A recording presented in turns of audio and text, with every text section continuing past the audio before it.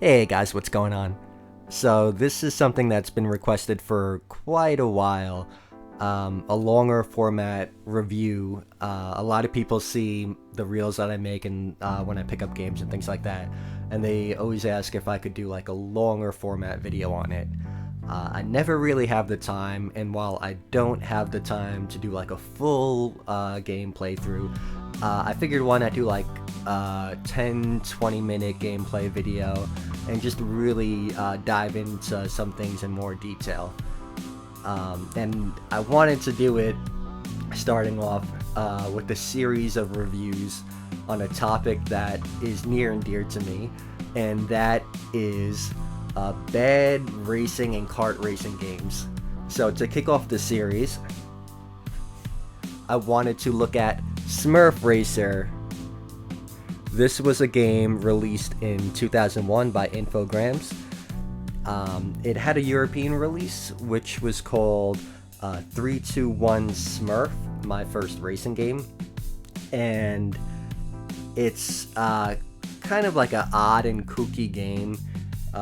If you think about when the Smurfs were in fashion, this being released in 2001, I think they kind of missed the whole wave of Smurf mania, but I'm gonna get into that a little bit later on in the review. So let's boot it up and let's take a look at Smurf Racer. English!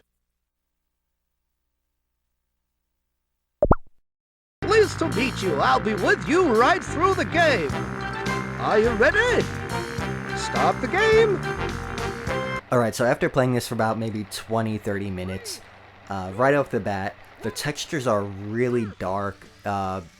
Everything kind of like blends into the background, which makes it really hard to see where you're going. You inevitably end up crashing into walls that you can't see or see too late. The choice of where the camera is placed while staying static leaves you blind while you're going up an incline or going down.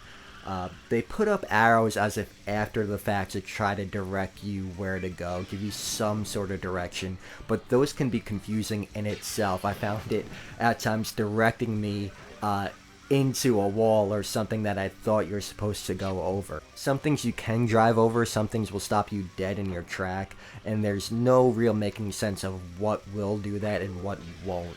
The maps feel more of the same for each section, nothing really stands out. I don't really have a sense of where I am on the map when I'm racing because everything looks the same. An in-game track map would be beneficial, but looking at the track overview from the menu, it looks like spaghetti in a pot. It doesn't do much to offer the player direction and is actually intimidating to look at. You can see the karts clipping in dead space easily visible, but this was early in the years of 3D gaming, so I guess I'll give them a pass.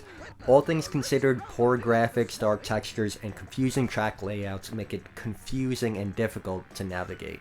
Depending on the character you pick will affect which weapon you drop. Each weapon you drop is themed after the character you're playing as, but there seems to be no advantage over which character you pick as they all do the same thing from what I could tell.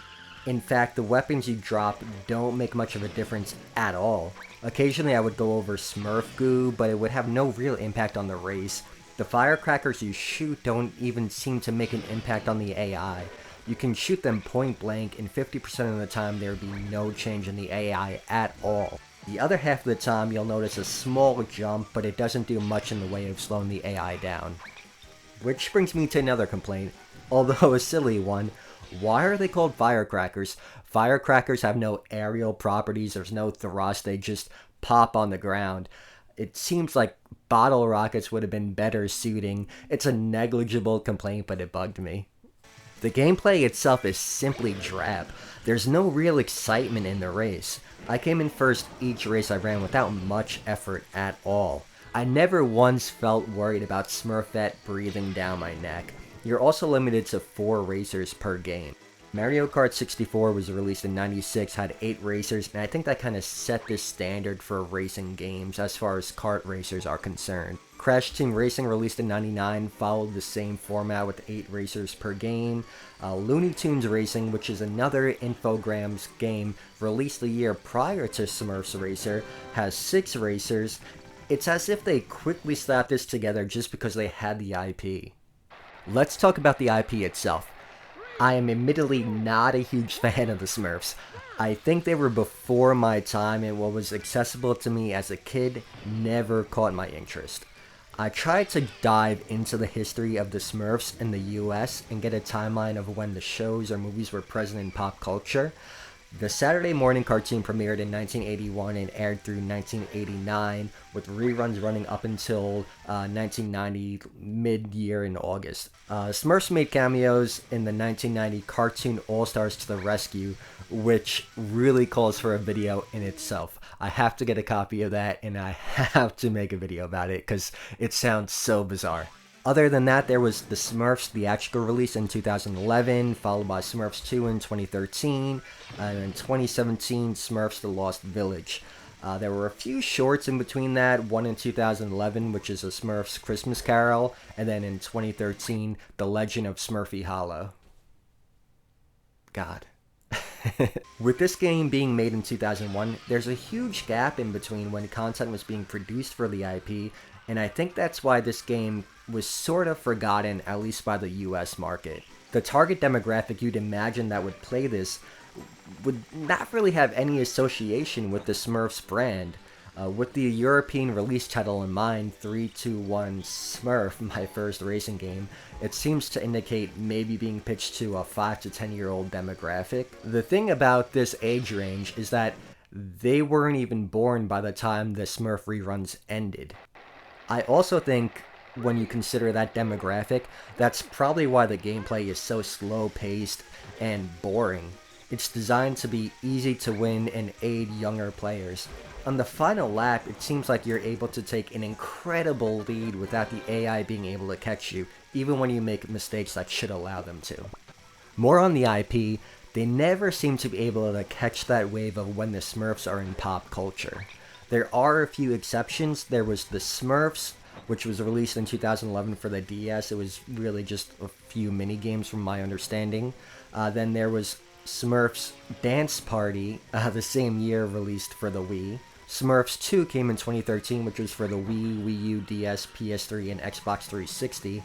The large majority of the games released for the Smurfs brand fall in between years when there weren't any shows or movies being released, the bulk of which being between 1994 up to 2001.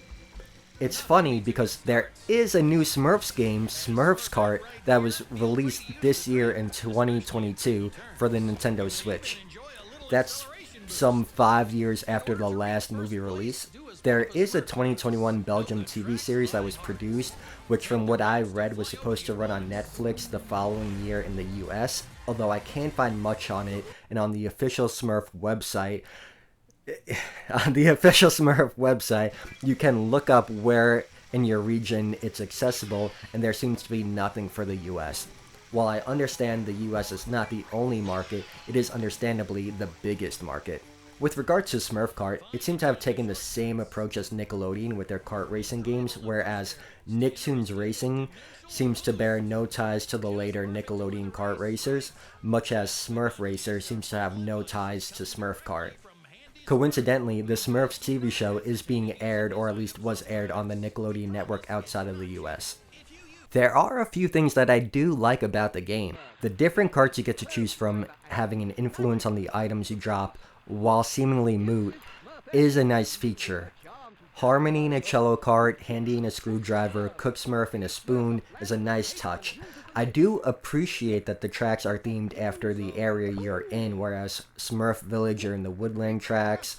In the Forbidden Zone, there's an eerier atmosphere, and the big castle is themed around, well, I guess castles. While you could say they cheaped out in other areas, the 1999 game having full voice acting, this is only limited to the narration in the menu, which honestly, that might be a plus for the game. After listening to that voice in the menu, I'm happy if the game had no voiceover at all. Cook Smurf! He smurfs up plans and cakes and uses them to smurf his opponents out of the way. Jokey?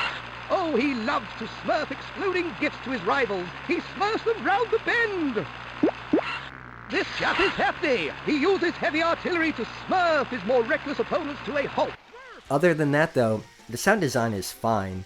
I like that as you go over a wood bridge you hear a change in the sound. There are different sound effects as you go through different tracks, and the overall theme song in the game changes. An example, while in Smurf Village the theme is in its natural state, but when you go to the Forbidden Zone, it changes slightly and becomes a little more spooky sounding. I would like to state as well that although my knowledge of Smurfs is admittedly limited, I don't think the creators were offered much to work with. When you think of Mario Kart 64 or CTR, they have a character with a history of traversing different areas. From what I can tell with the Smurfs, you're limited with your setting.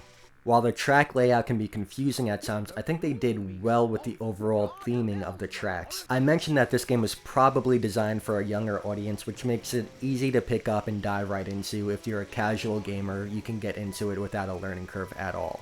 I like these weird out-of-character racing titles. It's the reason why I bought this game. Would I have bought it otherwise?